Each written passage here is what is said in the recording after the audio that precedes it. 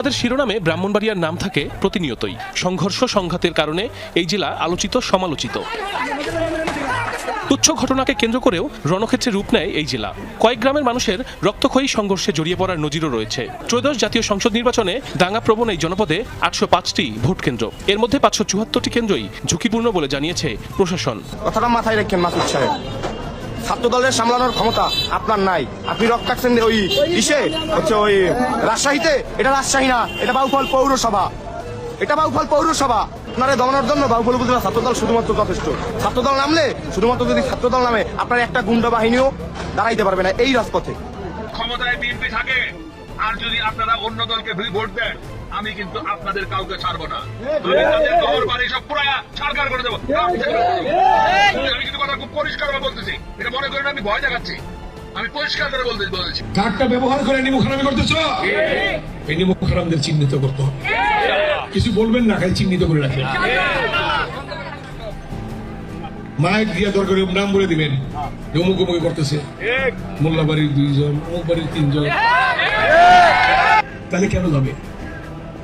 আপনাদের কাছে বিচারে ভার দিয়ে গেলাম, যখন যাবে চেহারার দিকে এমনি তাকাইবেন কোন ব্যক্তি যাচ্ছে। ডাকাত ভয়ঙ্কর ডাকাতি হবে। ডাকাতদেরকে খুব কাছ থেকে দেখতে হলে ডাকাত ধরার জন্য আপনাদেরকে এখন থেকে প্রস্তুতি নিতে হবে, শক্ত প্রস্তুতি নিতে হবে। বিশাল আকার প্রস্তুতি দরকার নেই, শুধু শক্ত প্রস্তুতি নিতে হবে। তা যদি 3 জন হয় 2 জন হয় সম্ভব। প্রিয় বাংলাদেশের জনগণ, খুবই গুরুত্বপূর্ণ মেসেজ, প্রত্যেকে মেসেজটা ছড়িয়ে দিবেন। কেন্দ্র দখলের প্ল্যান চলতেছে। একটা দল তাহাজ্জুদের সময় গিয়ে ভোট কেন্দ্রে সিরিয়ালে দাঁড়িয়ে যাবে। হ্যাঁ, তাদের যত ভোটার আছে এগুলো দুপুরের ভিতর শেষ করে ফেলবে, তারপর পরে তারা গন্ডগোল পাকাবে, যাতে করে অন্যান্য দলের ভোটাররা এসে ভোট না দিতে পারে। কারণ তারা যদি আগে সিরিয়ালে দাঁড়িয়ে যায় তখন তো দেখা যায় তারাই আগে ভোটটা দিবে, তাদের ভোট শেষ হয়ে গেলে তারা গন্ডগোল পাকানোর চেষ্টা করবে।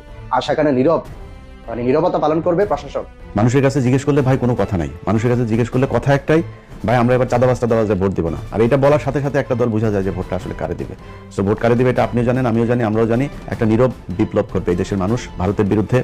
ইলেকশন হবে না যে আমি দাঁড়াই থাকলাম, আমার সামনে দিয়ে দাগ করতেছে বা আমার সামনে দিয়ে ভোটের ব্যালট বক্স নিয়ে চলে যাচ্ছে, নট অ্যাকসেপ্টেড। তোমার লাশের উপর দিয়ে যাবে, কিন্তু তোমার সামনে দিয়ে কেউ ভোট ব্যালট বক্সে হাত দিতে পারবে না। পারবে? কেউ হাত দিতে পারবে? অসম্ভব। আসসালামু আলাইকুম দর্শক, যে যেখানে আছেন আশা করি ভালো আছেন। এই মুহূর্তে পাওয়া সবচেয়ে বড় ব্রেকিং নিউজ। দর্শক, দেশের মধ্যে ঘটে যাওয়া ঘটনাবলীর মধ্য থেকে খুবই গুরুত্বপূর্ণ কিছু ভিডিও নিয়ে হাজির হয়েছি, যার কিছু অংশ বিশেষ আপনারা ইতিমধ্যে এই ভিডিওর শুরুতেই দেখেছেন। দর্শক, দেখে বুঝতে পারছেন আজকের এই ভিডিওটি আপনাদের জন্য কতটা গুরুত্বপূর্ণ এবং আকর্ষণীয় হতে যাচ্ছে। দর্শক, আমি আর কথা বাড়াবো না, মূল ভিডিওতে নিয়ে যাব। তার আগে বলবো, যারা এখনও আমাদের এই চ্যানেলটি সাবস্ক্রাইব করেন, এই প্রতিনিয়ত আপডেট গরম খবর পেতে আমাদের এই চ্যানেলটি সাবস্ক্রাইব করে পাশে থাকা বেল বাটনটি বাজিয়ে দিবেন। আর যারা ইতিমধ্যেই সাবস্ক্রাইব করে দিয়েছেন তাদেরকে অসংখ্য ধন্যবাদ। দর্শক, না টেনে ধরতে সহকারে সম্পূর্ণ ভিডিওটি দেখলে জানতে পারবেন আজকের ভিডিওর মূল বিস্তারিত বিষয়। দর্শক, চলুন একটি লাইক দিয়ে সম্পূর্ণ ভিডিওটি মনোযোগ সহকারে দেখে আসি। ডাকাত ভয়ঙ্কর ডাকাতি হবে। ডাকাতদেরকে খুব কাছ থেকে দেখতে হলে ডাকাত ধরার জন্য আপনাদেরকে এখন থেকে প্রস্তুতি নিতে হবে, শক্ত প্রস্তুতি নিতে হবে। বিশাল আকার প্রস্তুতি দরকার নেই, শুধু শক্ত প্রস্তুতি নিতে হবে। তা যদি 3 জন হয় 2 জন হয় সম্ভব। এই ডাকাতদের আপনারা 12 তারিখেও দেখতে পারেন। সব দলের প্রতি বলছি, আমি সকল দলের রাজনৈতিক দলগুলোর প্রতি বলছি যে এই ডাকাতরা দিন দুপুরে আপনার অধিকার, আপনার সবচেয়ে বড় আমানত, আপনার সবচেয়ে বড় অধিকার, সেটি হলো আপনার ভোট অধিকার, সেটিকে যারা ছিনতাই করতে আসবে তারা ওই রাতের আমার সাথে যেসব ডাকাত দেখা হয়েছিল তাদের থেকেও ভয়ঙ্কর ডাকাত। কারণ সেদিন আমার হয়তো প্রাণ যেত, সেদিন রাতে আমার একার প্রাণ যেত, বা আমার সাথে যে কয়েকজন ছিল তাদের প্রাণ যেত। কিন্তু 12 তারিখ আগামী 12ই ফেব্রুয়ারি 2026-এর যে ডাকাতরা আপনার অধিকার ডাকাতি করতে আসবে, তারা আমাদের দেশের 18 কোটি মানুষের অধিকারকে ডাকাতি করতে আসবে। তাদেরকে কোনোভাবে ছাড় দেওয়া যাবে না, কোনোভাবেই নয়। তারা যদি যত বড় গ্রুপই হোক, আপনি যদি আপনার 2 জন বন্ধুকে নিয়ে বা আপনার 3 জন বন্ধুকে নিয়ে যদি আপনি শক্তভাবে দাঁড়াতে পারেন তাদের সামনে, এই ডাকাতদের কাছ থেকে আপনার 18 কোটি মানুষের ভাগ্যকে আপনারা নিরাপদ করতে পারবেন। তাদেরকে আপনারা এই দেশ থেকে উৎপাটন করতে পারবেন। তাদের যে অহমিকা, তাদের যে চুরি ডাকাতির যে অভ্যেস, সেটিকে আপনারা 12 তারিখ সম্পূর্ণরূপে তাদের কাছ থেকে মুক্ত করতে পারবেন। এই বাংলাদেশের গণতন্ত্রকে, বাংলাদেশের সার্বভৌমত্বকে। মনে রাখবেন, আমরা 26-এ হাজার মানুষ প্রাণ দিয়েছে, 16 বছর সাফার করেছে বড় বড় সবগুলি দল। সুতরাং এই কোনো কারণে 12 তারিখে আপনাদের সামান্যতম দুর্বলতার সুযোগ নিয়ে যারা ডাকাতি করতে আসবে, এই ডাকাতদেরকে আপনারা শেষ করে ফেলুন। এই ডাকাতরা আপনার, আমার সন্তানদের, আমার দেশের ভবিষ্যৎকে আবারও ধ্বংস করবার জন্য, আমার মানচিত্রকে গিলে খাবার জন্য, আমার ভাগ্যকে গিলে খাবার জন্য প্রস্তুত হয়ে আছে। যেই হোক, যত বড় শক্তি হোক, 26 আমাদের সকল অপশক্তির বিরুদ্ধে লড়াই করবার সর্বশেষ সুযোগ। আমার পক্ষ থেকে আপনাদের প্রতি সার্বিকভাবে সহযোগিতার আশ্বাস দিয়ে আমি বলতে চাই, আপনারা একত্রিত হন যেভাবে একত্রিত হয়েছিলেন 24-এর 5ই আগস্ট পর্যন্ত। 36 দিন যেভাবে আপনারা একত্রিত হয়ে অনেক বড় ধরনের বিশ্বের অন্যতম একটি অপশক্তিকে আপনারা খুব স্বল্প দিনেই মূল উৎপাদন করে ছুড়ে ফেলে দিয়েছেন, ঠিক একইভাবে 24-এর মতো করে, 24-এর চেতনাকে ধারণ করে 1971 সালের সেই সাহসকে লালন করে চলুন আমরা 26 সালের 12ই ফেব্রুয়ারি আমাদের গণতন্ত্রকে আমরা হাতের মুঠে রাখতে চাই। আমরা চাই বাংলাদেশের জয় হোক, আমরা চাই আমাদের জয় হোক। আপনারা যাকে ইচ্ছা তাকে ভোট দিন, আপনাদের ভোট ছিনতাই করতে আসলে তাদেরকে উচিত জবাব দেবেন। আমি সাইফুল সাগর আপনাদের সাথে আছি। দর্শক আসসালামু আলাইকুম। রাত পোহালেই ঈদের দিন।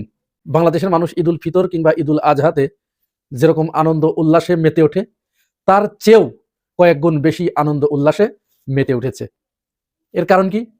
কারণ হচ্ছে দীর্ঘ 17-18 বছর পরে এই আমাদের মতো মানুষ যারা, অর্থাৎ 18 থেকে 39 বছর বয়স্ক মানুষ যারা, তারা এই প্রথম তাদের যে নাগরিক অধিকার, ভোটাধিকার প্রয়োগ করতে যাচ্ছে। সুতরাং এই যে মানুষ ভোটাধিকার প্রয়োগ করে নিজেদের পছন্দ মতো নেতা নির্বাচন করবে এবং বাংলাদেশকে এমন এক ধরনের এক শ্রেণীর মানুষের হাতে সোপর্দ করতে চাচ্ছে যে মানুষগুলো বাংলাদেশের 54 বছরের ইতিহাস পরিবর্তন করে দিতে চায়। 54 বছরে বাংলাদেশে 2-3টি দল, আওয়ামী লীগ, বিএনপি এবং জাতীয় পার্টি, এরা একই গতানুগতিক ধারার ভিতরে থেকে রাজনীতি করেছে। সেই দুর্নীতি, সেই চাঁদাবাজি, সেই সন্ত্রাস, সেই টেন্ডারবাজি, কোনো কিছুরই কেউ লাগাম টেনে ধরতে পারে নাই। কিন্তু এই প্রথম বাংলাদেশে নতুন একটি দলের আবির্ভাব হয়েছে, বাংলাদেশ জামাত ইসলামের নেতৃত্বে 11 দলীয় জোট। আর এই সুযোগটা এনে দিয়েছে আমাদের জুলাই গণ অভ্যুত্থান। এই জুলাই গণ অভ্যুত্থানের পরে যে নতুন রাজনৈতিক বন্দোবস্তের কথা বলা হয়েছিল, সেটি কিন্তু আপনার একেবারে চোখের সামনে, নাকের ডগায় এসে আমাদেরকে করাঘাত করছে। এখন সিদ্ধান্ত নেবার দায়িত্ব কিন্তু আমাদের। আমরা কি 54 বছরে যে গতানুগতিক রাজনীতি চলেছে সেটার ভিতরেই আবদ্ধ থাকব? আমরা কি সেই পুরনো বোতলে নতুন মদ এটাতেই আবদ্ধ থাকব? আমরা কি আবার এমন কাউকে ভোটাধিকার প্রয়োগ করব যারা আমাদের ভোট পেয়ে রাষ্ট্র ক্ষমতায় এসে সেই পুরনো চাঁদাবাজি, অর্থাৎ ব্যক্তির পরিবর্তন হবে, শুধু মুখের পরিবর্তন হবে, কিন্তু চাঁদার কোনো পরিবর্তন হবে না, সেইটা আমরা পুষে রাখবো? আমরা কি বাংলাদেশের অফিস আদালতগুলোতে টাকা ছাড়া ফাইল পাস হয় না, এইটা আমরা পুষে রাখবো? আমরা কি গরিব, দুঃখী এবং মেহনতি মানুষকে সারা জীবন সমাজে অচ্যুত করে রাখা হয়, এইটা পুষে রাখবো? আমরা কি এই বাংলাদেশে এলিটতন্ত্র এবং অচ্যুততন্ত্র এটি কায়েম হতে দিব? এই সিদ্ধান্তগুলো কিন্তু আমাদের কাছে, আমাদের হাতের ভিতরে, এই আমাদের এই আঙ্গুলের এই ছাপের ভিতরে। যদি আমরা সঠিক জায়গায় এই আঙ্গুলের ছাপটা দিতে পারি, তাহলে 54 বছরের ইতিহাস সম্পূর্ণ আমূল পরিবর্তন হয়ে নতুন এক বন্দোবস্ত আমাদের সামনে হাজির হবে। যেমন একটি বন্দোবস্ত আপনাদের চোখের সামনে আমি দেখিয়ে দেই, হাজির হয়েছে। এই 24 সালের নির্বাচনে জামাত ইসলাম সবচেয়ে স্মার্ট মুভ যেটা হয়েছে, সেটা তার নারীদের ক্ষেত্রে। দীর্ঘদিন ধরে, প্রায় বলা চলে ওই স্বাধীনতার 54 বছর ধরে, এদেশের নারীত্ব বলতে আমরা বুঝেছি সেই খুশি কবির, সুলতানা কামাল, ওদিকে ফারজানা রূপা, মিথিলা ফারজানা, সোমা ইসলাম, এই জাতীয় লোকদেরকে আমরা বুঝতাম। তারাই এই সমাজে নারীদের প্রতিনিধিত্ব বলে দাবি করত এবং তারাই নেতৃত্ব দিত। আর তাদের নেতৃত্ব, নারীবাদী নেতৃত্ব, ওইটার শিকড় ছিল হচ্ছে কাঁটাতারের ওপারে। এদেশে হাজারো নারীকে ধর্ষণ করা হয়েছে, ধর্ষণের সেঞ্চুরি উদযাপন করা হয়েছে, এদেশের হাজারো নারীকে গলা কেটে হত্যা করা হয়েছে, কিন্তু কোনোদিন এরা রা শব্দ মুখ দিয়ে উচ্চারণ করে নাই। কিন্তু এদের ওই ঝাঁকের কইয়ের কারো একজনের, যদি ব্যারিস্টার মইনুল ইসলামের কথা আপনাদের মনে আছে, মাসুদা ভাট্টিকে তিনি কি বলেছিলেন, ওই তথাকথিত নারীবাদীরা বেচারাকে জেল পর্যন্ত খাটিয়েছে, শেখ হাসিনা তাকে জেল খাটিয়েছে, পরে জেল থেকে বের হয়ে এসে তিনি কিন্তু ওই টেনশনেই তিনি স্ট্রোক করে মারা গেছেন। তার মতো একজন ব্যক্তি। এদের বিদায়ের পরে আমরা নতুন করে দেখতে পাচ্ছিলাম বাংলাদেশে আমাদের কাজী জেসিনাপা, তারপরে যে জাহাঙ্গীরনগর বিশ্ববিদ্যালয়ের যে ম্যাডাম নেহরিন ইসলাম খান, তিনি, যমুনা টিভির নিকোল, এরকম আরো কয়েকজন মিলে ওই নেতৃত্বটা নিজেদের হাতে তুলে নিতে চাচ্ছিলেন। এখন নাহরিন ইসলাম খান কি বলেন? তিনি বলেন জামাত আমির যে সবাইকে মা বোন বলে ডাকেন, এটা তার নাকি পছন্দ হয় না। কি বলে ডাকতে হবে এটি তো আপনি বলে দেন নাই, এটি তো বলে দেওয়া উচিত ছিল আপনার। কারণ আমরা জানি একজন নারী শুধুমাত্র একজন পুরুষেরই বউ হতে পারে, আর বাকি সবারই মা বোন হয়। তো আপনি যেহেতু কোনো পুরুষেরই মা বোন হবেন না, তাহলে কি হবেন? অন্য পুরুষদের সব পুরুষেরই কি আপনি বউ হবেন? আশা করি আমার এই ভিডিও যদি আপনি দেখেন তাহলে বলে দিবেন আপনার কি হতে ইচ্ছা করে, অন্যান্য সকল পুরুষের এটি বলে দিবেন, আমরা আপনাকে সেটি বলেই ডাকবো। তো এই এদের জোট যখন খুব শক্তপোক্ত হয়ে উঠছিল, তখনই জামাত ইসলাম সারা বাংলাদেশে 64টা জেলায় তাদের যে নারী আছে এদেরকে তারা মাঠে নামিয়ে নিয়ে আসে। এবং জামাতের এই নারী নেতৃত্ব এবং নারী সদস্যরা, নারী কর্মীরা পিপিলিকার শাড়ির মতো জামাত আমিরের ডাকে রাস্তায় নেমে আসে। আপনারা, আমি আর এখানে ভিডিও দিয়ে বড় করতে চাচ্ছি না, আপনারা প্রত্যেকটা জেলায় এই মিছিলগুলো দেখেছেন। সবচেয়ে বড় মিছিল হয়েছে নারীদের সিরাজগঞ্জে, হাজার হাজার নারী। গত কয়েকদিন আগে ঢাকা 15 আসনে জামাত আমিরের নেতৃত্বে মিরপুর অঞ্চলে, সেখানেও হাজার হাজার নারী রাস্তায় নেমে এসে মিছিল করেছে। ঢাকা 14তে হয়েছে, ঢাকা 16তে হয়েছে। আমি শুধু একটি ভিডিও আপনাদেরকে দেখাচ্ছি এখানে, এই ভিডিওটা একটু দেখুন।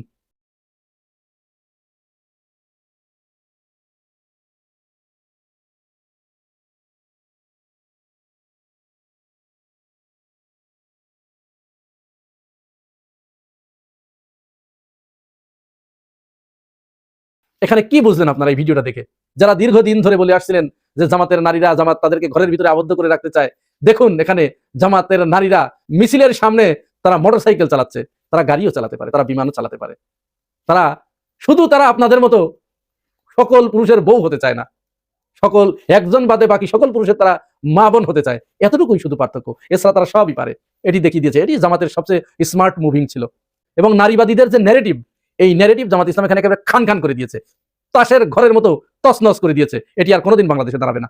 এখন থেকে, এরপর থেকে বাংলাদেশে এই জামাত ইসলামের নারীরাই নেতৃত্ব দিবে। অপরদিকে দেখুন, এই সময়ে এসে জামাতকে মোকাবেলা করতে গিয়ে বিএনপি তো একের পর এক ভুল করে যাচ্ছে।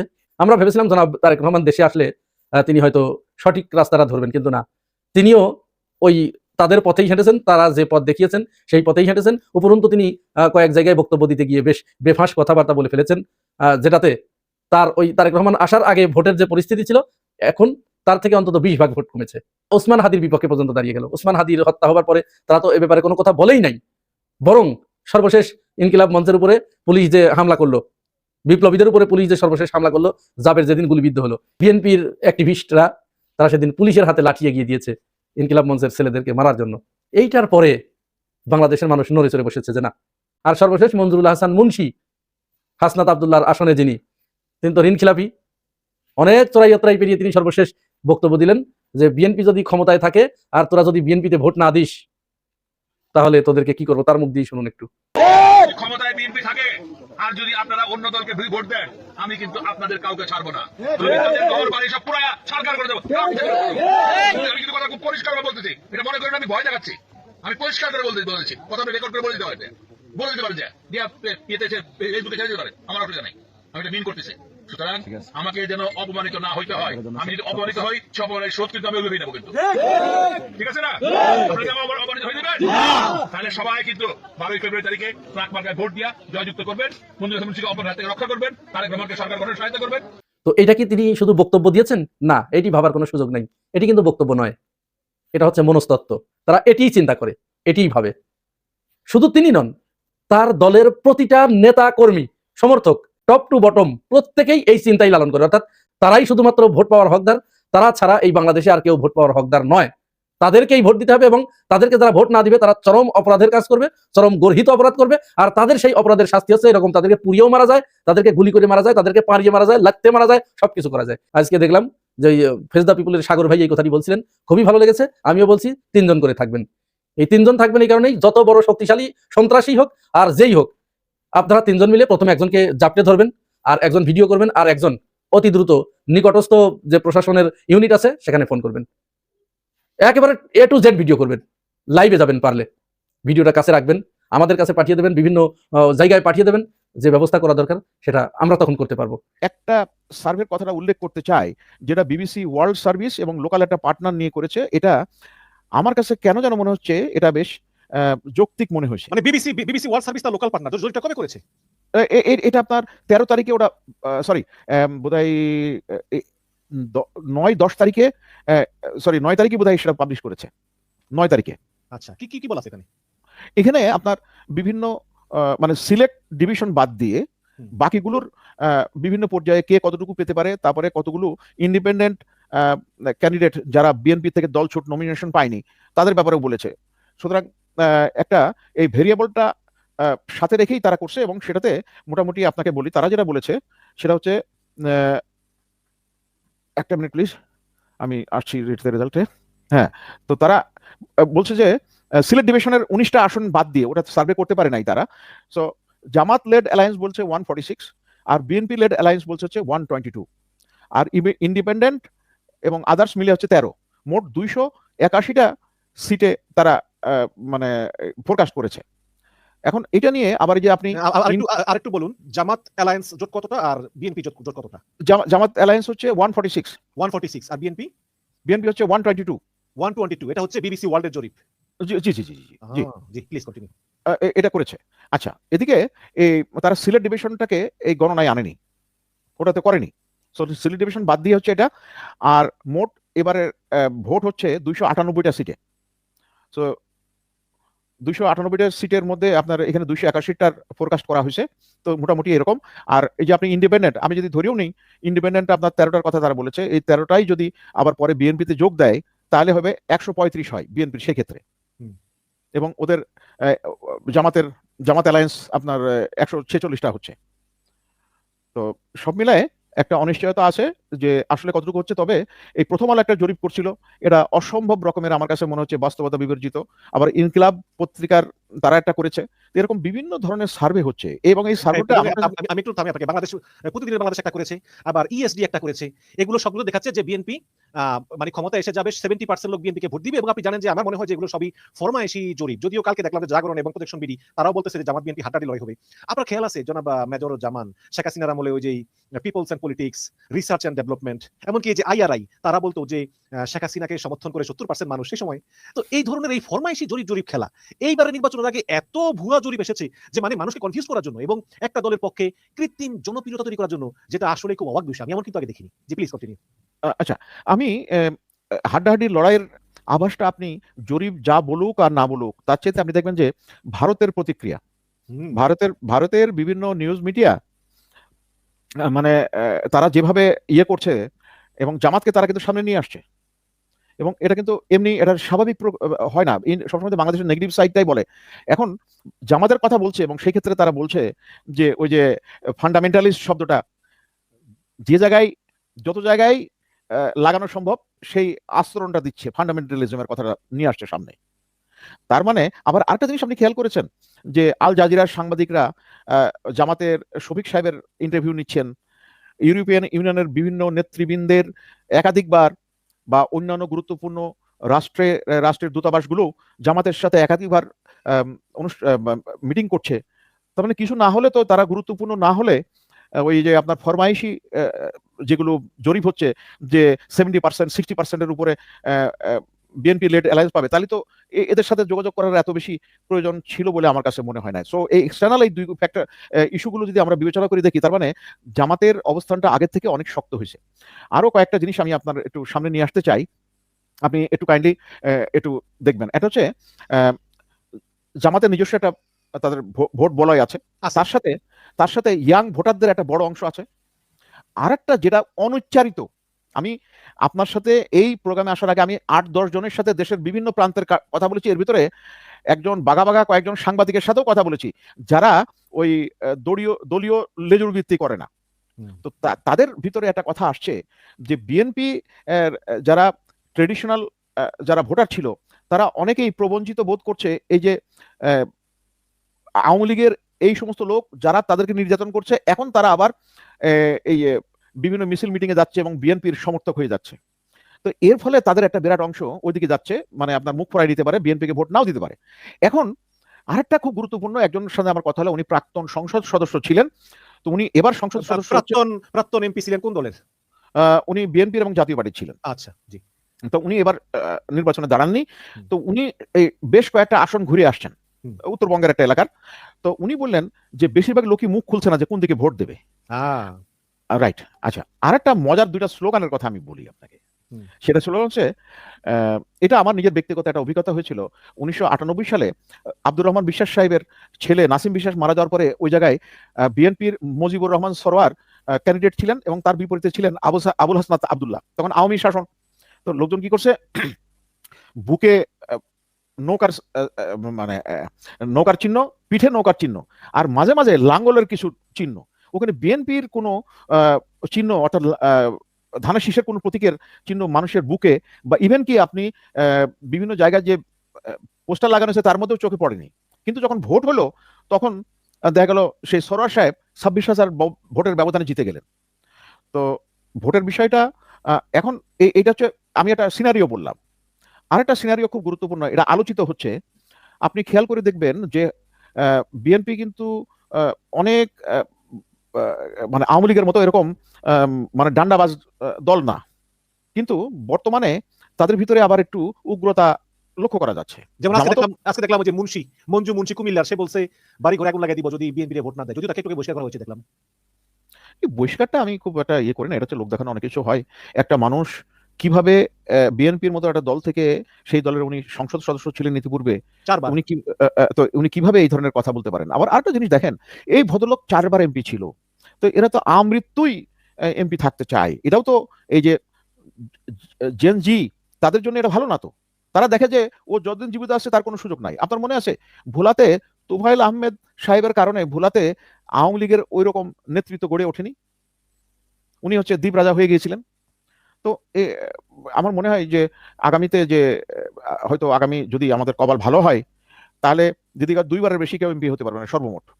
এই জাতীয় রেস্ট্রিকশন না দিলে, আপনি এই জায়গায় একটা সম্পূরক তথ্য দিয়ে রাখি, ইন্দোনেশিয়ায় এই যে মানে গণতন্ত্রের বিকাশের জন্য তারা একটা করেছে যে ওই প্রেসিডেন্টের ছেলে সে যতই মানে যোগ্য হোক, সে ভোটে পরবর্তীতে সে নির্বাচনে দাঁড়াবে না, যাতে বংশানুক্রমিক একটা রাজনৈতিক হালচাল না থাকে, সেই কারণেই। তো এটা আমাদের কালচারে হয়তো হবে কিনা জানি না, তো এই জিনিসটা হওয়া দরকার বলে আমি মনে করি। জি, এবার ভোটের যেটা সবচেয়ে বড় চ্যালেঞ্জ, আমাদের এর আগে সর্বশেষ ইনক্লুসিভ নির্বাচন হয়েছিল 2001 সালে। তো এখানে একটা প্রজন্ম এসে গেছে যাদের সংখ্যা প্রায় মানে 1/3 of the total voters. So আর তার সাথে যদি আমি যোগ করি যে 2001 সালে যার বয়স আপনার 17 বছর ছিল, উনি কিন্তু ভোট দিতে পারেননি। অর্থাৎ ফ্রি, ফেয়ার এবং লেভেল প্লেইং ফিল্ড নিয়ে এবারেই সম্ভবত প্রথম ভোটে তারা ভোট দেওয়ার জন্য নিয়ত করেছেন। এটার সাথে আবার আরেকটা আলামত যোগ হয়েছে, সেটা হচ্ছে প্রবাসী ভোটারদের বেশ। সুপ্রিয় দর্শক, আশা করি সম্পূর্ণ ভিডিওটি মনোযোগ সহকারে দেখলেন এবং সবগুলো বিশ্লেষকের বিস্তারিত আলোচনা মনোযোগ সহকারে শুনলেন। দর্শক, এই ভিডিওটি সম্পর্কে আপনার গুরুত্বপূর্ণ মতামত যদি থেকে থাকে তাহলে অবশ্যই আমাদের কমেন্ট বক্সে জানিয়ে যাবেন, এবং এরকম প্রতিনিয়ত আপডেট গরম গরম খবর পেতে অবশ্যই আমাদের এই চ্যানেলটি সাবস্ক্রাইব করে রাখবেন। দেখা হবে নতুন একটা ভিডিওতে, ততক্ষণ পর্যন্ত ভালো থাকবেন। আল্লাহ হাফেজ।